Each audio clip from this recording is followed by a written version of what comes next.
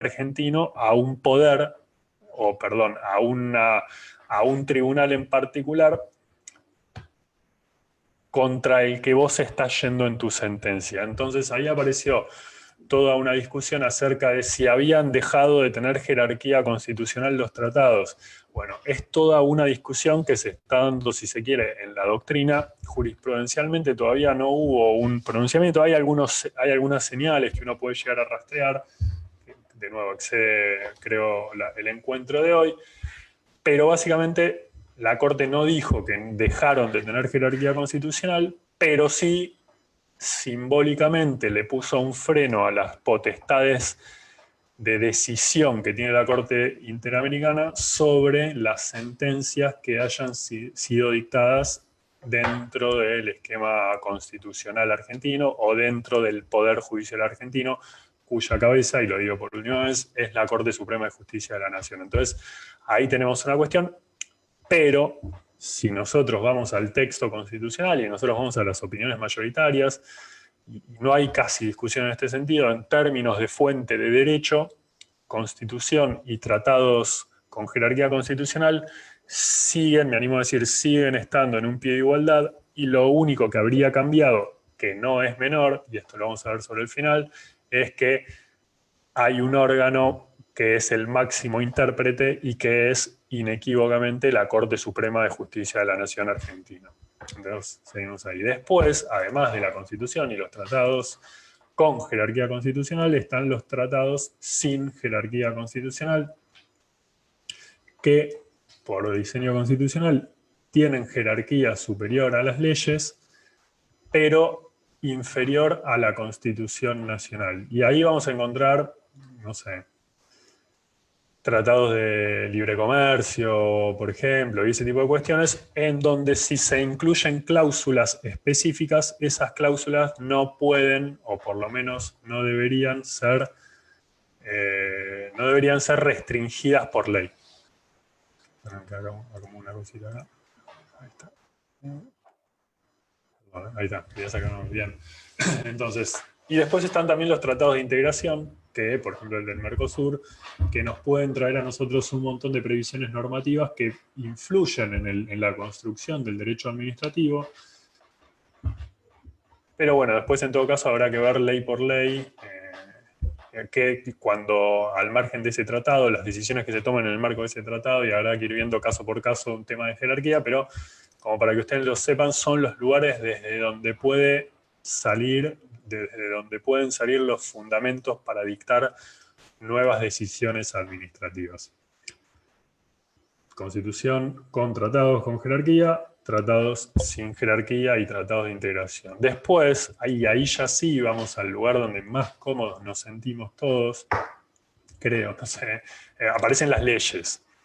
Y desde ahí es que viene esta idea de la que ya habíamos hablado, de la legalidad y la reserva legal. ¿Pero por qué? Porque Constitución, como les decía, se sancionó en 1853, tuvo una modificación, después tuvo una nueva Constitución que después fue derogada, volvimos a la anterior, hay una reforma en el 94, pero es algo que en general no se cambia muy seguido. Es bastante engorroso cambiar la Constitución, y en definitiva lo más interesante de la Constitución es cómo se interpreta, más que quedarnos únicamente en la literalidad de sus palabras. De modo que lo que sí tenemos con carácter más permanente o que fluye es el dictado de leyes. Y las leyes que tienen que ser dictadas de acuerdo con el texto constitucional, pero son normas de inferior jerarquía y tienen la particularidad de tener, carácter general, abstracto, y que son obligatorias para todas las personas que habitan en un territorio, o bien que sin vivir en el territorio tienen un vínculo con ese estado al que pertenecen o tienen algún tipo de relación específica. Entonces, esa vendría a ser, si se quiere, la definición de ley, ¿no? Como regla de carácter general, abstracto y obligatorio. Ahora bien, hay dos cuestiones interesantes de la ley, dos cuestiones importantes, que es la parte, digamos, el objeto material, que es esa cuestión que regula, y el alcance obligatorio del contenido de lo que queda expresamente dicho en una ley, que sería como el aspecto sustancial de las leyes.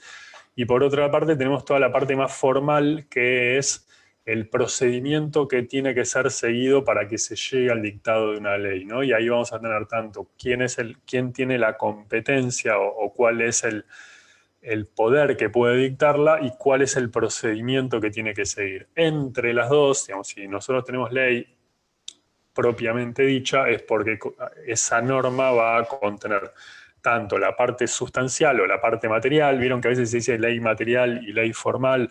La material vendría a ser esa norma que regula con contenido obligatorio aspectos sustanciales de los derechos, y por otra, y a veces se dice ley formal como esa norma que siguió los procedimientos constitucionalmente establecidos para la formación y sanción de las leyes y aprobación de las leyes. Entonces, bueno, si nosotros juntamos las dos, tenemos que la ley es toda norma obligatoria que dicta el Congreso sobre el núcleo de materias, podríamos agregarle, ¿no?, sustancia de los derechos, siguiendo el procedimiento específico que prevé la Constitución.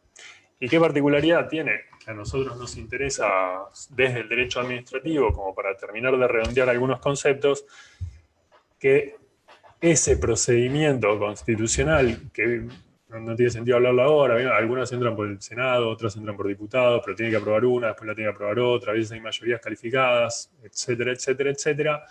Pero dentro del derecho administrativo hay una cuestión que es interesante, que es que una vez que ese texto se aprobó, el Congreso lo manda al Ejecutivo y el Ejecutivo tiene la atribución constitucional de promulgarlo. Promulgarlo significa que lo termina de transformar en ley, que saca un decreto que dice promulgas, no dice mucho más que eso, y lo hace publicar en el boletín oficial, y solo a partir de que fue promulgada la ley puede empezar a tener vigencia. A veces la ley establece que va a tener una entrada en vigencia posterior al día de la publicación en el boletín oficial, y a veces es inmediato. Esta ley tendrá vigencia desde que sea publicada en el boletín oficial. Pero para el derecho administrativo hay un par de cuestiones que son muy interesantes. Por un lado, porque si el Ejecutivo tiene un plazo determinado para promulgarla, y si no la promulga, se considera que tácitamente ha sido promulgada, entonces se manda a publicar igualmente al boletín oficial y empieza a tener vigencia aun cuando el Ejecutivo no haya dicho nada y el Ejecutivo ya no puede decir nada más.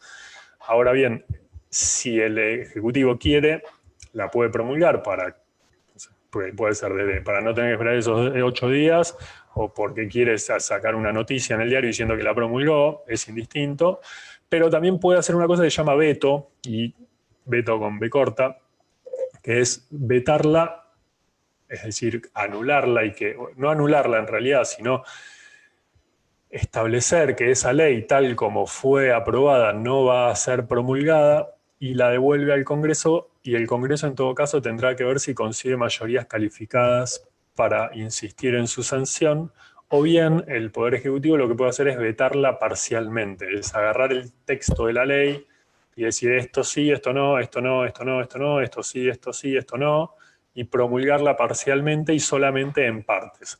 Lo interesante acá, y hay un montón de discusiones atrás de eso, es, posiblemente lo hayan visto en Constitucional, que no tiene que desnaturalizar el contenido de la ley, ¿no? No es que puede copiar y pegar, o donde la ley decía no se puede hacer tal cosa, tacharle el no. Es como, esto yo lo digo así medio pavo, pero a veces hay casos en los que son difíciles estas cuestiones. Es un gran tema el de los vetos parciales de las normas, pero bueno, cuando la ley es promulgada, ya integra el universo jurídico, y hasta ese momento todavía no puede tener vigencia. Eventualmente la tendrá el día que se publique o cuando la ley establezca que va a entrar en vigencia. Por poner un ejemplo, ahora, casi todas las leyes entran en vigencia desde que se publica en el boletín oficial, pero si ustedes van al texto de la Ley de Acceso a la Información Pública, van a ver, no me acuerdo en qué año, pero creo que se termina sancionando en septiembre, y la ley decía que va a entrar en vigencia en septiembre del año siguiente, ¿no? Había como ahí un desfasaje que no era estrictamente tanto un problema, porque ya tenías el decreto 1172, pero era como para ver ahí, ¿no?, esta idea de la entrada en vigencia. Entonces, hasta ahora tenemos Constitución. ¿Quién dicta la Constitución? Bueno, hay una cosa ahí medio rara que se llama el poder constituyente o la convención constituyente, a la que hay que llamar específicamente y establecerle materias sobre las cuales puede llegar a a intervenir o a modificar la Constitución, o eventualmente a dictar una nueva. Y después tenemos los tratados suscritos por el país, pero después tenemos las leyes que dicta el Congreso. Y después, para el estudio del derecho administrativo, tenemos un montón de fuentes que van a ser emanadas por la propia administración. Y esto es lo interesante que tiene el derecho administrativo, que es que dentro del estudio de las fuentes del derecho administrativo tenemos que estudiar un montón de cosas que hace en particular el Poder Ejecutivo. A veces órganos inferiores, pero en particular el Poder Ejecutivo. Y es la potestad de dictar reglamentos. Muchas veces se los denomina decretos, a veces se le dice decretos, reglamentos. A veces hay alguna pequeña distinción, a veces no. No importa. Si es dictado por el Poder Ejecutivo, lleva el nombre de decreto, pero a veces puede ser que haya reglamentos que no hayan sido dictados por el Poder Ejecutivo. A los fines de lo que vamos a estudiar hoy, no queremos hacer mucha diferencia con eso, sobre todo porque, si bien son reglamentos, los que vamos a ver hoy solo pueden ser dictados por el Poder Ejecutivo. Y en particular, lo que nos interesan son algunas categorías. A ver, perdón, por acá están haciendo una pregunta. Cuando autores dicen que no todas las leyes son de orden público, ¿a qué se refiere? O sea, ¿qué implica ser de orden público? Bueno, bien, es una gran pregunta en realidad. Acá lo que tenés que hacer es una diferencia entre lo que es propender al bien común y al interés público, que en definitiva no solo toda ley, sino que toda actuación estatal debería llevar a ese lado, pero hay determinadas normas que se consideran de orden público. ¿Cuáles son las normas que se consideran de orden público? Y la respuesta más fácil que te puedo decir son las leyes, y vas a ver que no son todas, pero hay muchas, en las que se incluye un artículo que dice esta norma es de orden público. Ahora bien, si uno lo piensa, si la definición de norma de orden público fuera esa, sería medio pavota, porque no solo porque bastaría con encontrar que diga que la ley es de orden público, sino que el Congreso podría hacer que todas las normas fueran de orden público. Entonces nosotros el orden público, en los términos de las leyes, imagino que debe ser como lo estás preguntando, no lo tenemos que pensar desde el texto legal en sí, sino de la materia que regula y de las consecuencias que puede contener o de las consecuencias en las que pueda derivar que una norma esté regulando cuestiones de orden público. ¿Por qué? Porque cuando una norma regula cuestiones de orden público, se suele ser más deferente con el legislador y se suele permitir que sea, si se quiere, es feo decirlo así, pero realmente es la manera más fácil de entenderlo, se permite que el legislador sea más restrictivo de determinados derechos. ¿Qué quiero decir con esto? Una norma común, por poner ejemplos, una norma común puede regular algún tipo de situación financiera cualquiera en cualquier momento determinado. Y tiende al bien común, y bueno, debería tender al bien común, si no, después, bueno, tendremos otros problemas, pero en definitiva va a haber algo público ahí comprometido. Ahora bien, ante situaciones de emergencia específica, puede ser que la norma no solamente regule cuestiones del circuito del dinero, si se quiere, sino que saque regulaciones muy restrictivas de derechos, como por ejemplo un corralito, por ponerte un ejemplo que se entienda, o algo también son cuestiones de derecho administrativo en general, ¿no? O la consolidación de deudas, básicamente es transformar deudas de dinero en deudas en bonos o en títulos públicos que emite el Estado, que si uno lo mira desde la óptica de las consecuencias que tienen esas normas, son sumamente restrictivas de derechos. Entonces, en un contexto normal y en una norma o en una ley normal, a priori parecería que no deberían ser permitidos, porque avanzan demasiado sobre derechos, propiedad privada, lo que estamos hablando, que están establecidos en la Constitución Nacional. Ahora bien, cuando una norma lo hace por un interés, si se quiere, superior, o por una necesidad de supervivencia del Estado, ahí ya aparece a jugar la idea del orden público. El fallo Peralta es un típico caso. El fallo Peralta, que de hecho, fallo Peralta, ahora le vamos a ver un cachito más adelante, el fallo Peralta fue un momento en que la Corte convalida un decreto de necesidad de urgencia cuando todavía los decretos de necesidad de urgencia no estaban incluidos en el texto de la Constitución Nacional. ¿Pero por qué? Porque había una cuestión de orden público o había una norma de orden público o había una regulación cuyo contenido era necesario para que se pudiera mantener el orden de la cosa pública, ¿no? Si queremos como desagregar un poquitito la palabra, la expresión en realidad para que se termine de entender. Entonces, creo que contesté tu pregunta, o sea, no todas son de orden público. ¿Qué implica que sean de orden público? Es difícil dar una definición. En realidad no es que sea difícil dar una definición, tampoco es que es difícil describir, porque en definitiva va por esto de lo que te estoy diciendo ahora. Si vos tuvieras que hacer una exégesis de esta sí, esta no, esta sí, esta no, y ahí ya se pondría todo un poquitito, un poco más resbaloso y habría que ver norma por norma si la cuestión que está siendo regulada es de orden público o no. E inclusive puede pasar que una misma norma contenga disposiciones de orden público y disposiciones que no.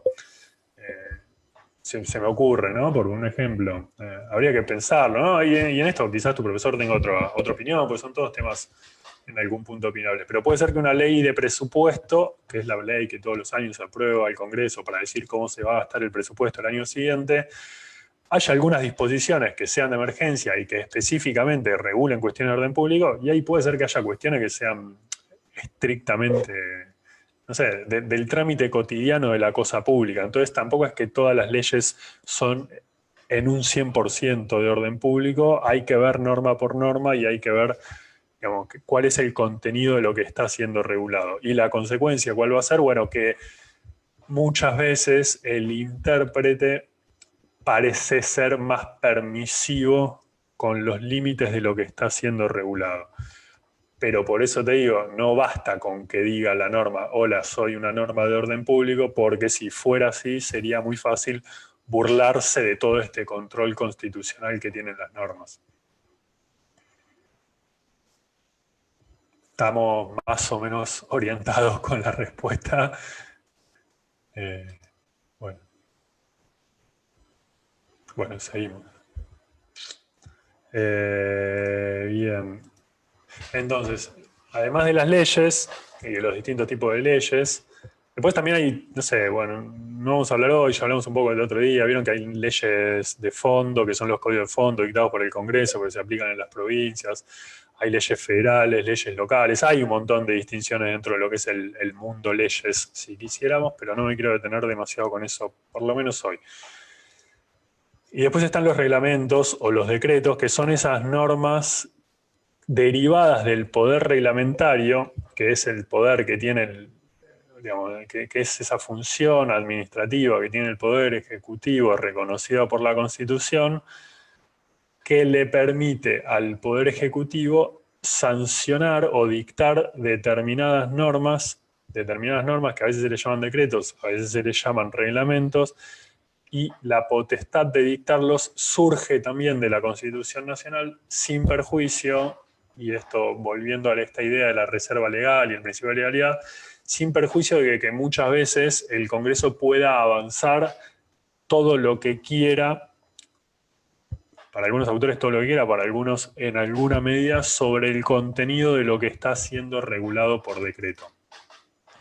Entonces, tenemos distintos tipos de decretos, ¿no? Básicamente, si los queremos mencionar, serían los autónomos, los de ejecución, los delegados y los de necesidad de urgencia.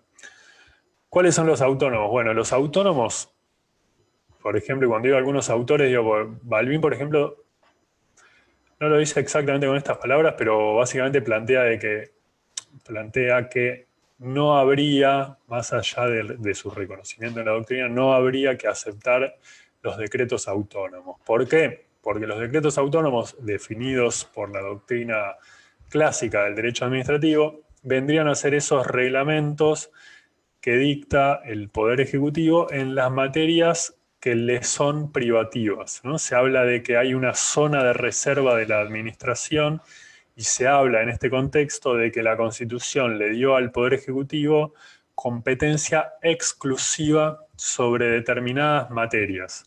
Si el Ejecutivo sobre una de estas materias emite una reglamentación, no necesita que haya una ley previa que lo habilite a dictarla, porque su potestad de dictar ese reglamento deriva de la Constitución, en la medida en que la Constitución le otorgó de forma directa la potestad para dictar ese reglamento. Entonces, siguiendo esta doctrina y siguiendo a los autores que la, no digo que la convalidan, pero que por lo menos la explican y que la admiten como posibilidad jurídica, serían las normas generales. Siempre el reglamento tiene que tener carácter general, ¿no? Esto es importante, porque el reglamento no puede ser para una persona en particular. Se discute si puede ser para un grupo de personas, pero siempre el carácter es general. Entonces, los reglamentos autónomos son emitidos por el Ejecutivo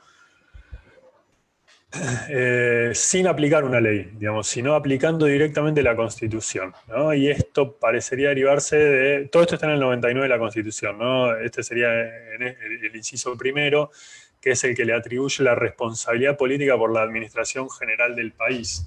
Vieron que está ahí esa cuestión entre la responsabilidad política y la administración, que es la que tiene jefe de gabinete, pero bueno, básicamente en la medida en que tiene la responsabilidad política de administrar el país en los términos del 99, inciso primero, se propone desde la idea de los decretos o reglamentos autónomos que el Poder Ejecutivo puede intervenir directamente en la esfera de los derechos de los particulares para regular esas cosas que son privativas suyas.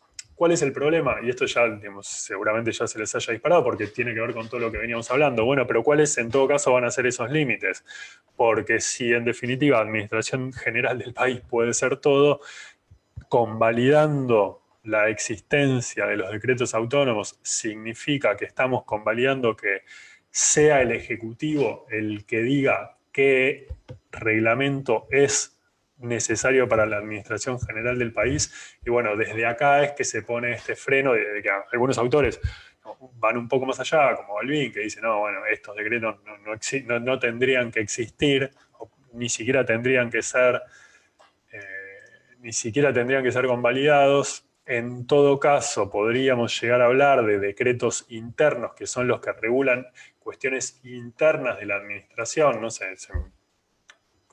cosas. Es difícil pensar en ejemplos de esto porque a veces yo les digo, bueno, es un decreto cuyo alcance no sale de la administración pública y a veces es muy difícil pensar que haya una norma que no tenga consecuencias para terceros, si fue dictada por el propio Estado. Pero bueno, desde ahí vendrían la potestad y el contenido de los decretos autónomos. Si les interesa, péguenle una mirada y bueno, pero bueno, vienen por ahí, eventualmente se profundizará si hace falta. Y después vienen los otros decretos que sí, por ahí son los más jugosos, no los más cotidianos, pero sí los más jugosos, porque son los más propios del derecho administrativo y si bien podemos llegar a discutir sobre los alcances, no vamos a tener una discusión acerca de su existencia. Y en particular vamos a tener los decretos de ejecución, vamos a tener los decretos delegados y vamos a tener los decretos de necesidad y urgencia. Dejamos delegados y necesidad de urgencia para el final porque son decretos que, como vamos a ver, tienen cierto contenido legislativo, si se quiere, o componente legislativo, vamos a decirle más que contenido. Entonces, ¿cuáles son los decretos de ejecución? Habíamos dicho, bueno, que los autónomos como derivación de la administración se podían llegar a inscribir en el 99, inciso primero. Los de ejecución ya vienen de la mano del 99, inciso segundo, que es el artículo de la Constitución que establece como potestad del Ejecutivo la expedición, el dictado de las instrucciones que sean necesarias para la ejecución de las leyes de la nación, ¿no? Entonces, ya acá nos empieza a jugar otra cuestión. Habíamos hablado en los autónomos, que eran de la derivación directa de la Constitución. En cambio, los de ejecución son derivación de alguna ley. Es decir, son reglamentos, normas de alcance general, obligatorias también, pero que no son dictadas por el Congreso, son dictadas del Poder Ejecutivo, solamente si el Congreso sancionó una ley y si esa ley, para ser operativa, es decir, para comenzar a producir efectos jurídicos, necesita ser reglamentada o necesita que sean dictadas ciertas instrucciones para que esa ley pueda llegar a materializarse. Entonces de ahí viene la idea de los decretos de ejecución o los reglamentos de ejecución, y muchas veces los vamos a encontrar publicados como los decretos reglamentarios de tal ley, ¿no? Por un ejemplo que he trabajado bastante, que es, nosotros tenemos la ley de migraciones, que es la 25871, que te establece un montón de categorías y un montón de supuestos específicos, pero que no es del todo pormenorizada en algunas de estas cuestiones, y vamos a tener un decreto posterior, que es el decreto 66-2010, en el que te reglamentan muchas de esas cuestiones. Por ejemplo, ¿no? Para que se entienda, la ley te dice una persona puede pedir permanecer en el país de modo permanente si alega razones humanitarias. Y la ley se cierra ahí. Ahora, si nosotros vamos al decreto reglamentario, vamos a encontrar que en general coincide, ¿no? El mismo número del artículo de la ley va a estar reglamentado en el mismo número del decreto reglamentario, y vamos a ver que ese artículo dice razones humanitarias son dos puntos, tal, tal, tal y tal cosa. Entonces, en la medida, ¿qué quiere decir esto? Bueno, la ley te reconoce que hay una posibilidad de quedarte en el país por cuestiones humanitarias, pero para que vos efectivamente puedas ir y decirle al Estado, che, mirá que tengo una razón humanitaria, necesitas que haya una instrucción que diga, bueno, de qué manera se va a explicar ese derecho que tenés reconocido, de qué manera se va a reglamentar y de qué manera va a ser efectivo ese derecho que vos tenés reconocido en una ley. Entonces de ahí vienen los decretos de ejecución. ¿Y cuál es el límite que también está puesto en el 99, inciso segundo? Es que esos decretos de ejecución no alteren el espíritu del texto de la ley, con excepciones reglamentarias, le agrega el decreto de ejecución, perdón, le agrega el texto de la Constitución. ¿Y qué quiere decir esto?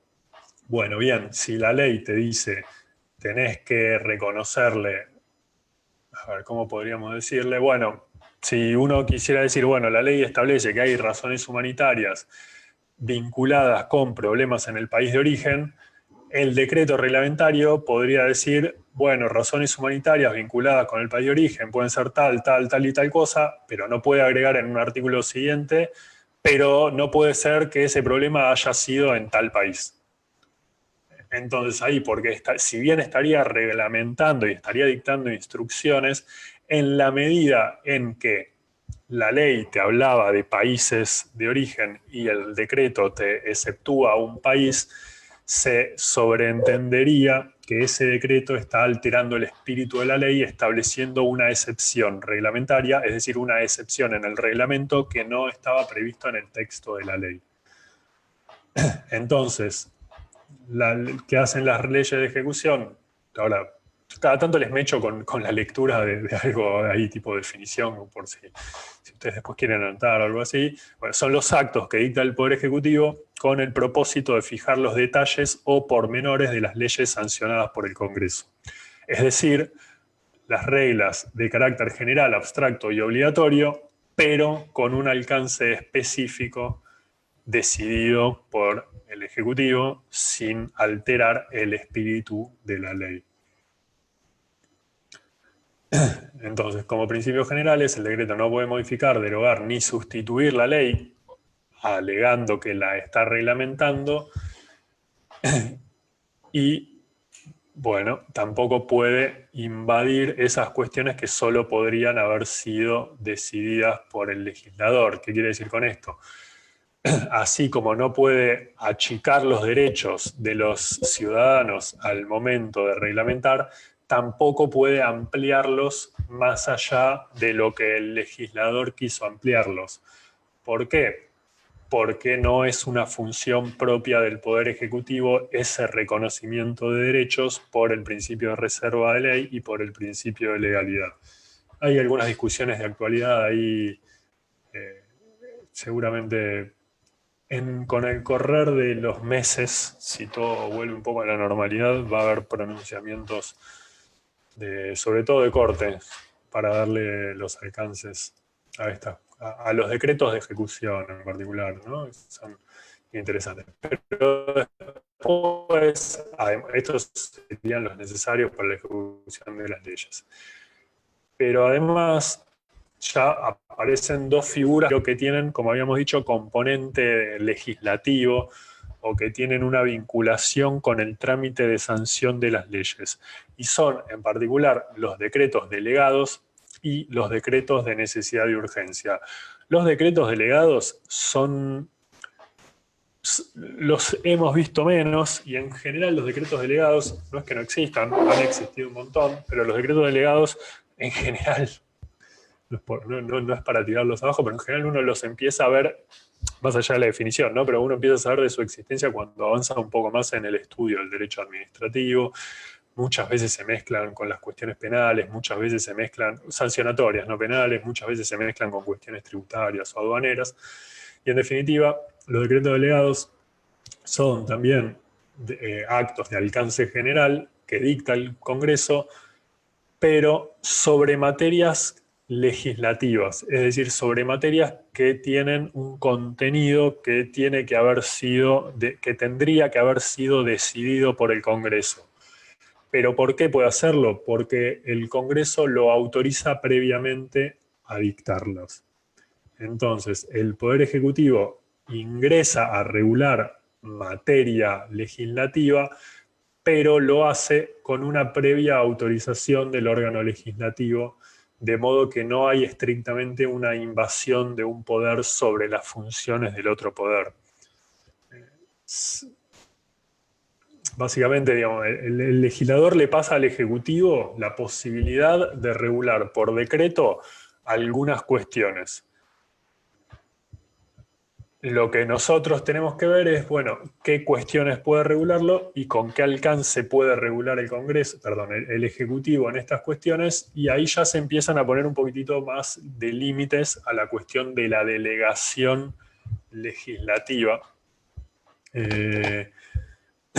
Y básicamente, esto está en el 76 de la Constitución, que habla de la delegación que puede hacer el Congreso en el Poder Ejecutivo, y básicamente lo que tiene que haber es un ejercicio razonable de ese poder, tiene que haber una autorización previa y tiene que haber un tiempo determinado por el que va a ser por el que va a ser válido ese decreto delegado, por el que esa materia va a estar siendo válidamente reglamentada.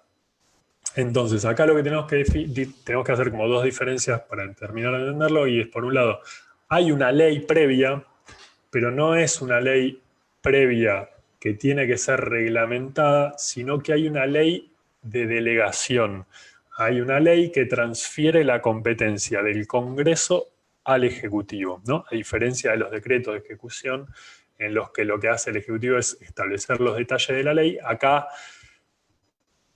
palabras más, palabras menos, no es tan así, más o menos el Congreso dice, toma, esta ley dicta la voz.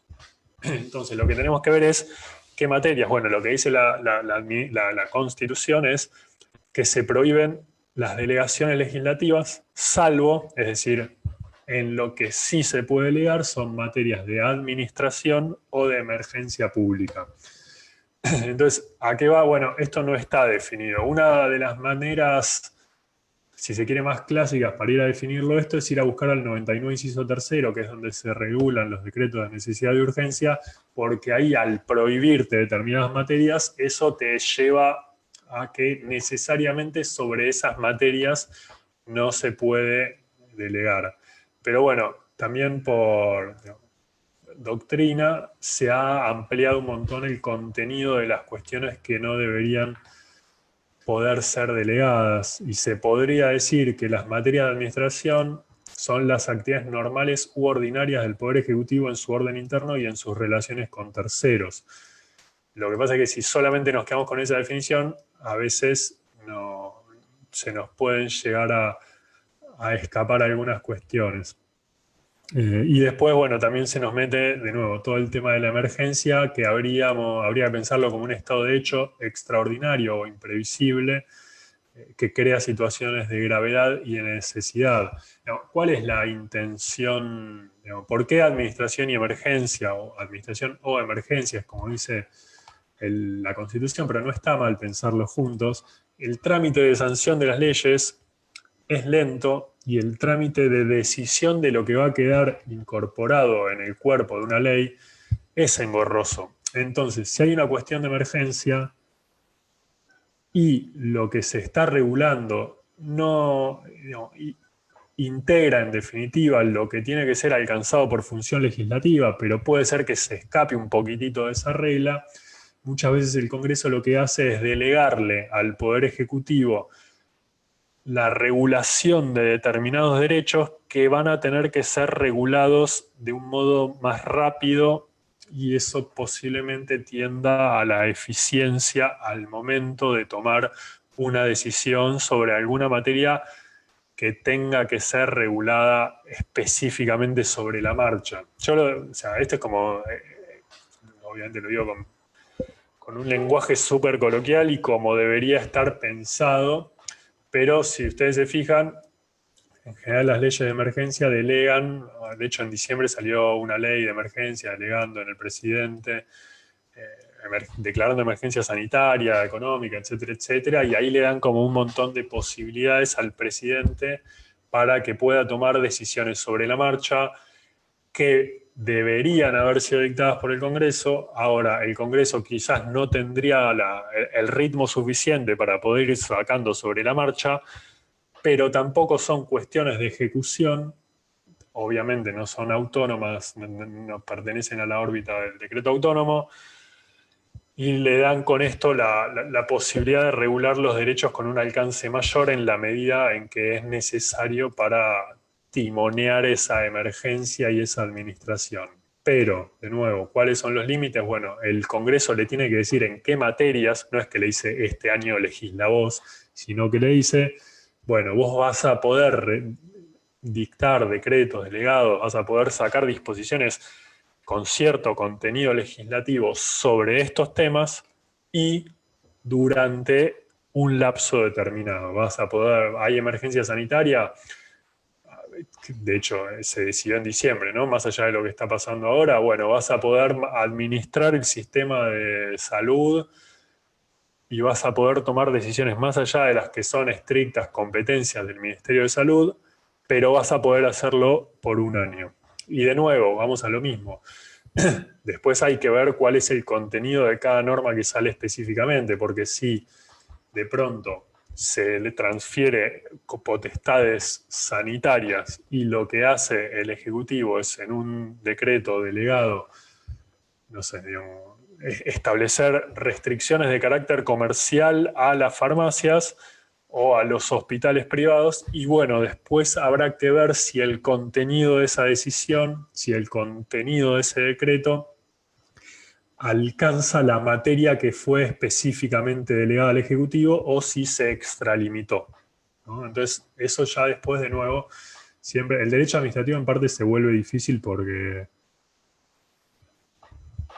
sí, parece que el profesor no te quiere contestar, pero realmente tenés que ver caso por caso y planteo por planteo. Eh, pero bueno, esos vendrían a ser los decretos delegados. Y después están los decretos de necesidad de urgencia. Y estos son los que en la doctrina han sido los más criticados o los que han merecido más reparos de los juristas, pero que hoy por hoy estamos transitando, estamos viviendo y bueno, por lo menos en un primer momento, ahora ya empieza a haber por ahí un poco algunas voces más en contra, pero muy aceptados, que es la posibilidad de que el Poder Ejecutivo emita decisiones de carácter legislativo sin una autorización previa del Congreso. Habíamos visto en los ejecutivos, no, perdón, los de ejecución, el Congreso reglamenta el contenido de una ley para que pueda ser operativo.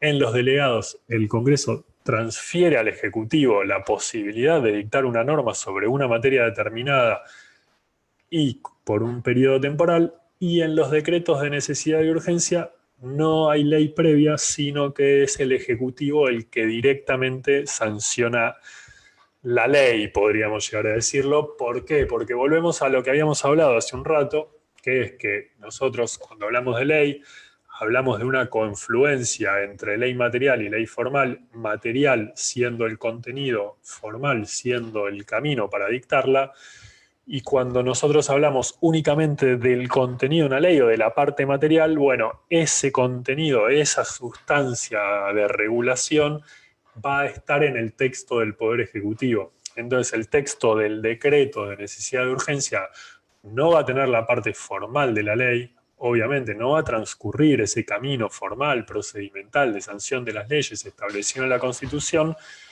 pero sí el texto que está incluido y la regulación específica va a tener no solamente contenido legal, sino que va a tener jerarquía legal y va a integrar el ordenamiento jurídico con vigencia de carácter legal.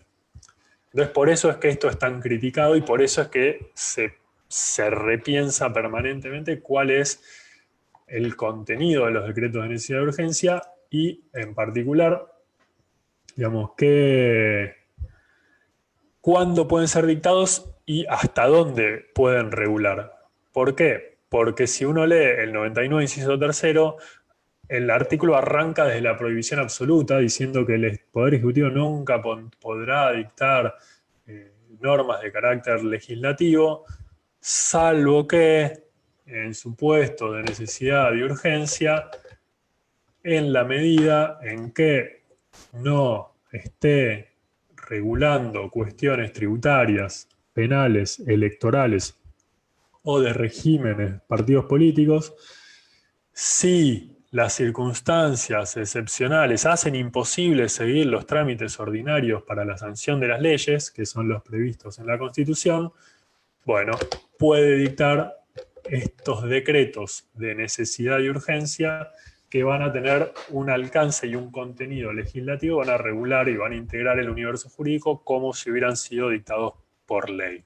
Entonces, acá lo importante es que tenemos que tener siempre un supuesto habilitante de hecho, si se quiere, en el delegado el supuesto autorizante es la ley del Congreso. En el decreto de necesidad de urgencia, el supuesto habilitante es la emergencia, si se quiere, o las situaciones, circunstancias excepcionales que hicieran imposible seguir el trámite ordinario previsto en la Constitución para la sanción de las leyes, ¿no? Vendría a ser como un supuesto habilitante más bien de hecho, ¿no? Siempre de hecho y derecho van de la mano, ¿no? Pero si tuviéramos que poner una balanza, parecería estar más por el hecho que por el derecho, y hay materias específicamente establecidas en la Constitución sobre las cuales los decretos de necesidad de urgencia nunca van a poder regular. Y estas son penal, tributaria, electoral y de régimen de los partidos políticos. Como habíamos hablado, estos son unos decretos, un tipo de decreto que había sido dictado con anterioridad a la reforma del 94, pero que solo se incorporaron al texto de la Constitución con la reforma del 94. Y ahí fue que se incluyó toda esta frase que les estoy diciendo, pero además se ordenó o se mandó al Congreso a dictar una ley que regule el trámite que van a tener que seguir estos decretos. ¿Por qué? Y en esto, después en la volteada también han caído los delegados. Está bien igual, porque justamente hay un control. El sistema constitucional, así como yo les había dicho hace un rato, que cuando el Congreso aprueba una ley, se la manda al Ejecutivo y el Ejecutivo la promulga, cuando el Congreso, cuando el Congreso le delega al Ejecutivo la posibilidad de dictar un decreto, o cuando el Ejecutivo lo dicta directamente porque hay un supuesto habilitante para hacerlo, que es el decreto de necesidad de urgencia, esa norma naturalmente va a tener vigencia desde el momento en que diga el decreto, ¿no? Pero que en general va a ser la fecha en la que esté publicada en el boletín oficial, justamente porque hay una necesidad de que sean normas rápidas. Pero una vez que se dictaron tanto los decretos delegados como los decretos de necesidad de urgencia, el texto de ese decreto vuelve al Congreso para que el Congreso se expida acerca de la validez de estos decretos. El decreto de necesidad de urgencia tiene otros requisitos, que tiene que ser suscrito en acuerdo general de ministros, y hay como un par de cuestiones ahí, pero que en general no han presentado mayores problemas, porque el Ejecutivo, hoy por ahí llegamos a ver un cachito, medio como que funciona en bloque, pero después eso tiene que ser revisado por el Congreso. Y había toda una discusión ahí acerca de cuál era el camino que tenía que seguir el Congreso para revisarlo, y en paralelo, como tardó en dictarse la ley, que es la 26.122, que es la que regula el trámite de los decretos delegados y los decretos de necesidad y urgencia, la discusión era qué sucede con los decretos de necesidad y urgencia cuando no hay un trámite previsto para que el Congreso lo revise. Una posibilidad era, eso significa que el 99, inciso tercero, no está operativo. El problema que se anteponía a esta reflexión era, pero si nosotros justamente necesitamos algo tan urgente, no lo vamos a restringir, o por lo menos no lo vamos a dejar en manos de que haya una ley que lo regule, porque justamente puede darse la situación de que el Poder Ejecutivo necesite sacar un DNU, no hay un Congreso para sancionar el procedimiento de revisión de los DNU, entonces no se va a poder regular en materia de emergencia. Bueno, esto estrictamente así no pasó, pero sí estaba esta discusión. La cuestión es que esto queda zanjado en el año 2006, con la ley 26.122, en la que se establece el procedimiento que va a seguir el Congreso para revisarlo. Y es una discusión un tanto discutible. También, si uno lo piensa desde la emergencia, es sumamente razonable, y si uno lo piensa desde la vocación de permanencia que deben tener tanto las leyes como los reglamentos, es sumamente entendible, pero básicamente no me interesa el trámite pormenorizadamente.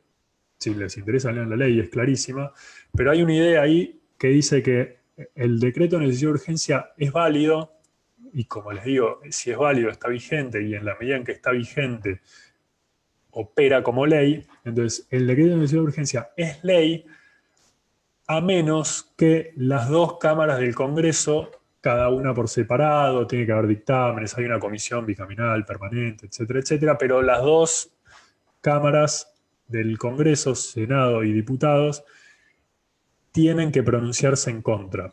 Entonces, esto significa que si no se pronuncian nunca, y puede ser que no se pronuncien nunca, el decreto de necesidad de urgencia es ley, y si una de las dos cámaras se pronuncia a favor, ya no importa que la otra se pronuncie o no se pronuncie, porque ya por el trámite en la 26.122 no se van a poder pronunciar las dos en contra, de modo que ese decreto de necesidad de urgencia va a subsistir en nuestro esquema jurídico como ley.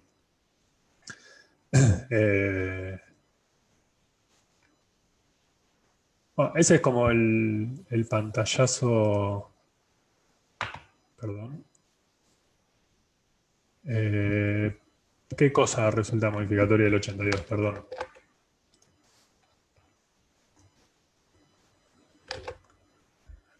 Ah, la 26.122. Pensé que estábamos hablando de... Sí. Y bueno, hay muchas discusiones con relación a esto. Por un lado, ¿no? Si vos lo pensás, de lo que habla el 82 es del procedimiento de aprobación de una ley, en la que específicamente, siguiendo el proceso constitucional, las dos tienen que expedirse. En este caso, justamente lo que vos no tenés es el problema constitucional. Entonces, como que no se presume la sanción ficta cuando tienen algo para votarlo y no lo están votando, pero en este caso en el que ya no se respetó el procedimiento constitucional porque no pudo ser respetado por la necesidad y la urgencia de la medida, bueno, ¿qué sería, digamos, qué sería lo ficto? Digamos, o sea, se manifiesta expresa. Si vos lo decís, bueno, es una convalidación tácita, está bien, pero también te podría decir que en realidad lo que tiene que hacer es expresarse en contra. Entonces, en la medida en la que no se expresa, significa que no está contravirtiendo lo que haya decidido el Poder Ejecutivo en alguna cuestión. Igual sí, te lo contesto así, pero está súper criticada la 26.122. Y en general, las mayores defensas que se hacen de la ley son más defensas de hecho, y decir, bueno, pero imagínate sacar una ley sabiendo que si por una de las cosas dice, bueno, le podrían haber fijado al Congreso un plazo para expedirse, y si el Congreso no se expide, cae el decreto de necesidad de urgencia, ¿no? En la 26 y 122 podría haber contenido un párrafo o un artículo que dijera, si en el ejercicio legislativo, si en el año legislativo no se hubiera pronunciado favorablemente, el decreto cae. Y bueno, anda a aplicar en noviembre una ley sabiendo que no te dan los números para aprobarla en diciembre, ¿no? Entonces, y ahí ya tenés que ver cómo es el juego entre la necesidad, la urgencia, la medida y, bueno, no sé, las discusiones intramuros que puede haber en el Congreso para ver si te aprueban o no te aprueban el texto de una ley. En términos constitucionales, y bueno, sí, no suena para nada simpática la 26-122. En términos prácticos, bueno, quizás sea acaso necesaria.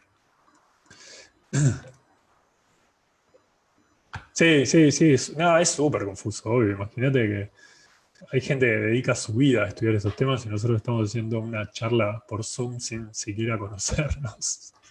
Entonces, sí. Pero bueno, eso es lo lindo del derecho administrativo también, que tiene.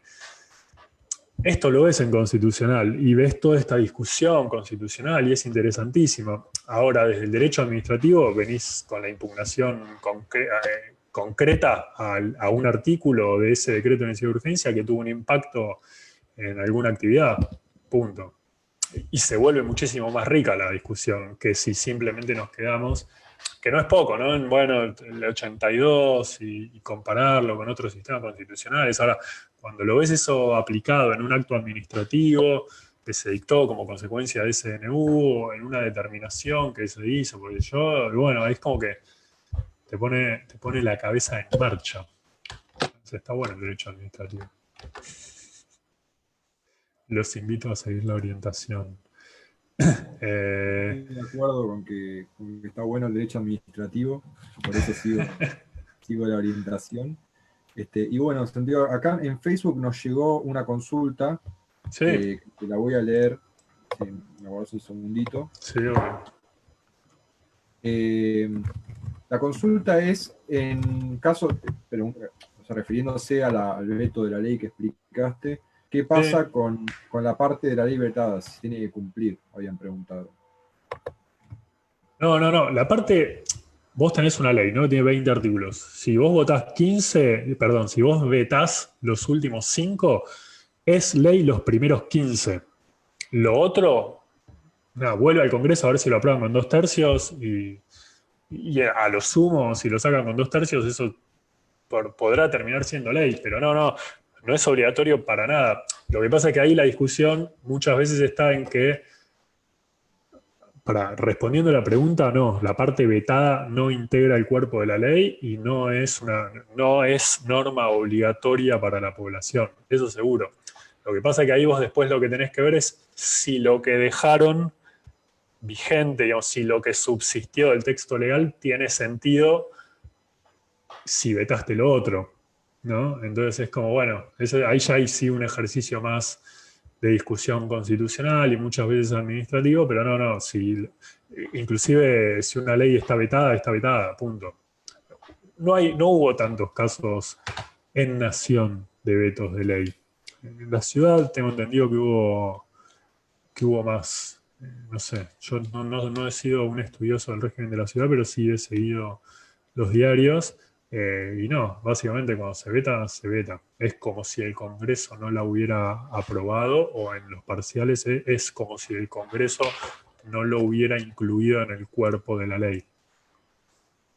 Perfecto. Después otra pregunta que nos llega es, si los DNU no pueden regular materia tributaria, ¿por qué con un DNU se pudo aumentar las retenciones al campo? No sé si estará refiriendo al conflicto. Igual, no, bueno, a ver, hay que hacer, igual, ¿cuándo se aumentaron por DNU igual? ¿Estamos hablando de 2008 o ahora? Calculo que se está refiriendo al 2008, no especificó No, porque ahí exactamente. esa es otra discusión, que igual está bien el planteo, pero y que me lleva a una cuestión anterior. En general, tendemos a decir que son DNUs o decretos un montón de cosas que no han sido DNUs o decretos. Por ejemplo, y esto también, viste, como temas de actualidad que nos convocan, cuando se hablaba de que en ese diciembre de 2015 el presidente quería nombrar por decreto de necesidad de urgencia, por DNU, 2 jueces de la Corte, y no era un DNU. Muchas veces todas las disposiciones que salen a través del Poder Ejecutivo, nosotros tendemos a llamarlas DNU. En particular, lo de 2008, lo que había sucedido no era un DNU, sino que había sido una resolución del Ministerio de Economía que tenía, igual sí era un quilombo, pero era una delegación que había hecho en el Código Aduanero, que se había hecho en el Código Aduanero sobre el establecimiento de aranceles de exportación al Ejecutivo, y el Ejecutivo lo había delegado en el Ministerio de Economía. Entonces saca el Ministro de Economía una resolución que era la 125, si no me equivoco, famosa, para que alguien está chateando.